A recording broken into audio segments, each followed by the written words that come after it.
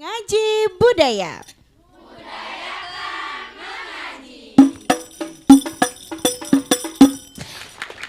Ya, pemirsa yang ada di rumah sambil nyemil ya, silakan mungkin bisa dibuka handphonenya ya. Kalau yang mau ikutan live streamingnya kita Ngaji Budaya, bisa juga langsung di like dan subscribe ya di YouTube kami di Persada TV Official ya. Jangan lupa diajak semua kerabatnya, temennya ya.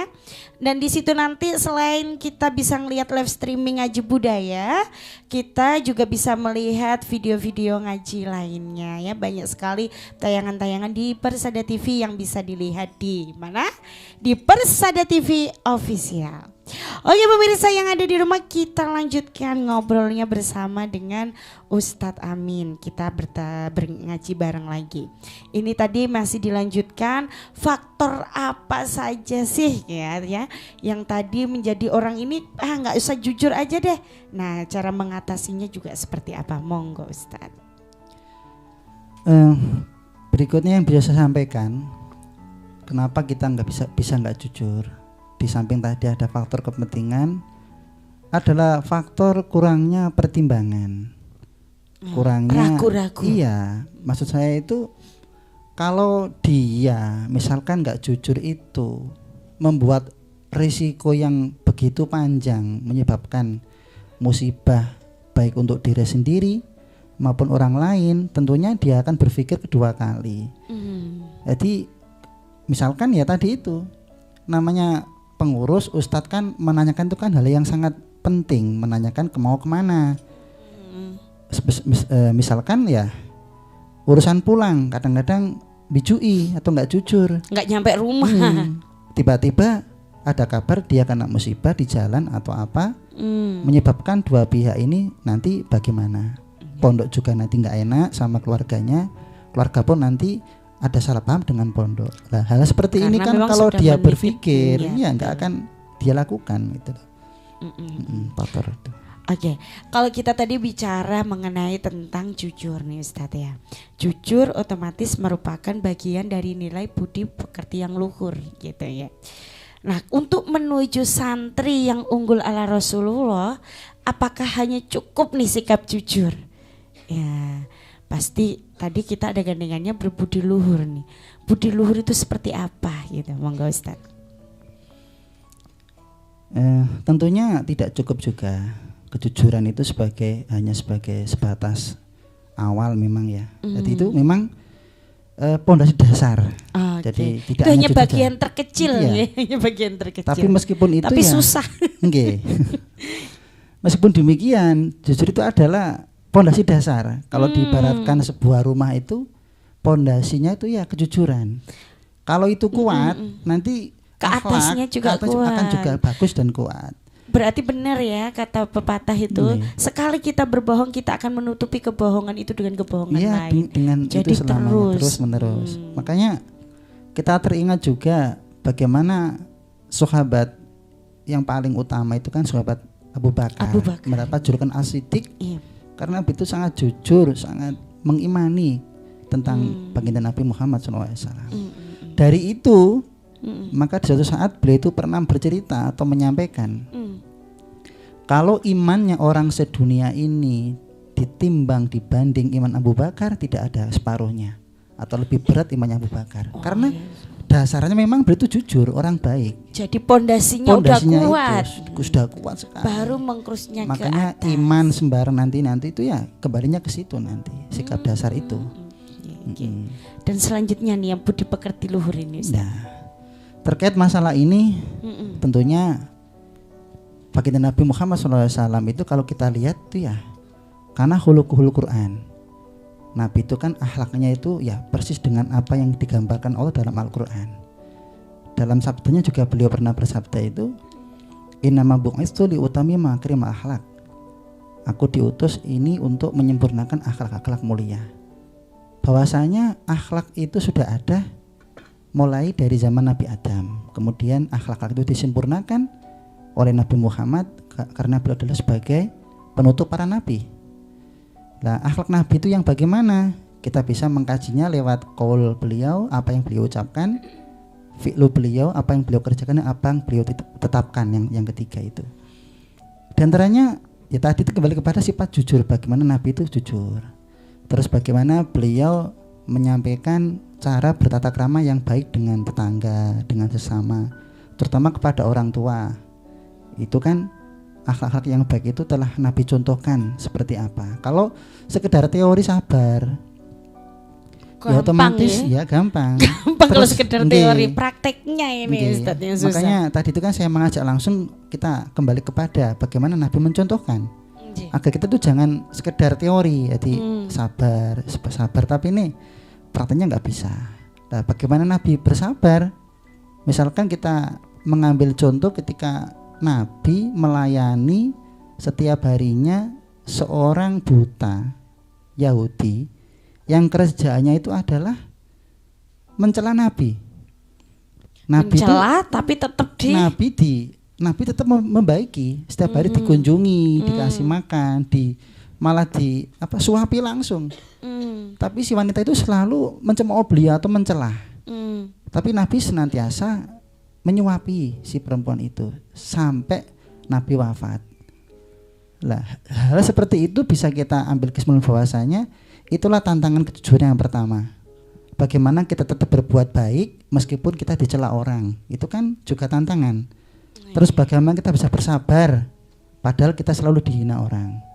Itu kita harus langsung mengambil contoh bagaimana Nabi mencontohkan. Teorinya gampang sekali Ustaz ya. Nggih, betul sekali. Dengar ceritanya aja dongkol. Nggih. Ya. Nah, caranya memupuk sifat untuk berbudi luhur ini seperti apa Ustaz? Mohon maaf nih Ustaz ya, apalagi ini anak-anak muda zaman sekarang, zaman medsos dan sebagainya.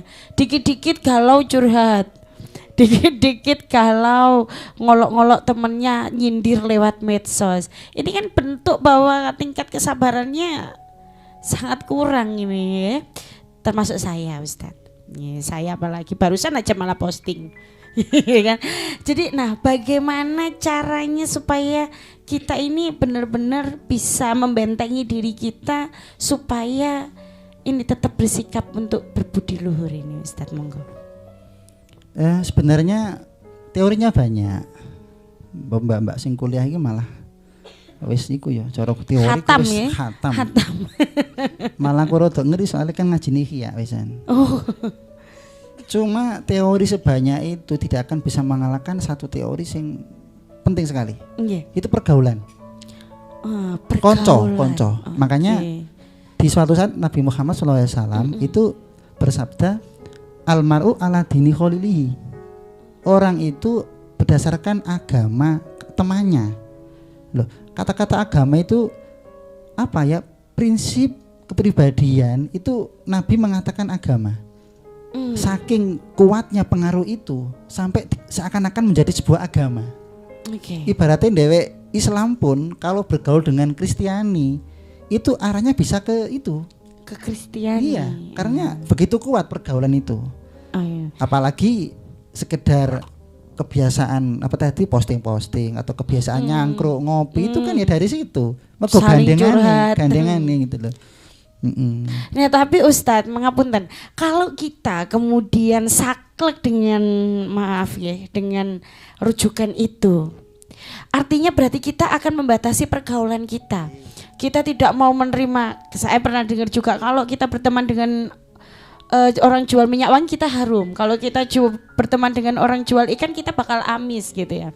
Nah terus bagaimana? Masa kita harus menghindari misalnya si A itu sudah dihindari orang banyak karena sifatnya. Terus kita sendiri harus menghindarkan, kasihan ini nggak ada temennya akhirnya. Lah bagaimana kita dalam menyikapi itu? Kemudian setelah kita memberikan pencerahan seperti itu, langkah kedua adalah muncul juga pertanyaan seperti Mbak tadi. Maka anak didik kita harus kita bekali ilmu pengetahuan, kita bekali cara-cara khusus, cara-cara terbaik agar tidak terpengaruh. Nah itu caranya gimana nih Ustaz? Ya makanya konsep berteman itu kan seperti ini. Menemani beda sama kita ditemani. Kalau kita menemani orang berarti ikut dia. Kalau orang menemani kita berarti dia ikut kita. Nah, masalahnya ketika orang ikut kita karena kita memiliki nilai X apa itu ya yang membuat kita itu ditemani ya, kita kemudian bisa memberikan apa? Lah kalau kita sekedar ngajak mereka untuk sing gak karuan lah, kegiatan sing enggak positif, ya akhirnya ya seperti itu. Tapi kalau kita bisa mengajak mereka, ayo ngaji, ayo dzikir, nih dolen ayo dolan cuma sekedarnya. Saya kira itu bagus sekali malan. Berarti kita harus menyiapkan diri dulu. Aku bisa domain nggak sama dia gitu, bisa dominan nggak nih gitu ya. Seperti itu. Makanya saya tuh punya prinsip. Silakan sampean katut, tapi ojo katutan. Itu kan juga sering saya sampaikan kepada anak-anak. Bagaimana memahami konsep silakan katut tapi ojo katutan? Seperti ini. Misalkan sampean iki diajak nekani pengajian atau nekani majelis zikir atau majelis sholawat lah. Silakan ikut, itu bagus. Kebaikan. Nah, tapi ojo ikut-ikutan pas tengah dalan kemudian sang konco ngejak menggo. Nanggone warung kopi. Nah, maka muncul istilah ikut-ikutan. Nah, itu kan nggak bagus. Nah, nek wis niati awal ngaji yo ngaji. Nah, setelah ngaji kok engko mampir no endi lah itu kan Gak masalah kan udah selesai. Tapi nek durung-durung teko nggone kok wis mampir. Ziarah untuk Sunan Derajat, tapi mampir nang nggone warung yo kira-kira yo gak sido. Iya, mari ngopine entek karek ngantuke wis itu kan hal seperti itu gitu loh. Artinya Ustadz, berarti ketika kita tidak siap untuk berteman, mohon maaf kepada teman yang mungkin masih minus gitu ya. Berarti kita harus menghindari atau seperti apa intinya? Ada sebuah hadis panjang, cuma kalau kita terjemah itu kan seperti ini. Nabi itu pernah mengingatkan sahabat sing kumpul-kumpul grumbul-gumbur ten gene apa itu pinggir jalan. Cara wong saiki cangkruan lah. Ya. Terus Nabi itu mengingatkan ojo lunga-lungguh nang gone pinggir dalan, risikone gede.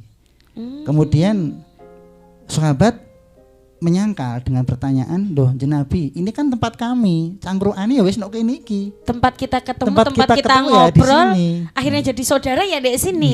Gitu ya. Kemudian Nabi mengingatkan, "Ya wis nek iku nek sampean jaluk, memang itu adalah tempat kamu untuk silaturahmi dan sebagainya, silakan, tapi berilah hak-hak jalan ini." Salah satunya adalah apa? Dengan senantiasa menegakkan amar ma'ruf nahi mungkar.